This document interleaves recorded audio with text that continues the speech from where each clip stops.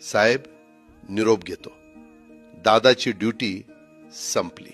सुनेत्रा, आज अर्ध्या वाटेवर साथ सुटली ग.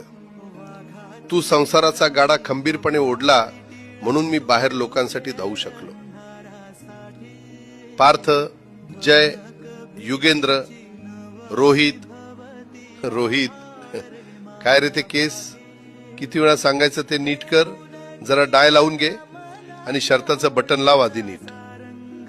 तू नेहमी म्हणायचंस ना, दादांचं भावकीपेक्षा गावकीकडे जास्त लक्ष असतं. अरे भावकीचं प्रेम काळजात होतं म्हणूनच मी गावकीसाठी धावू शकलो.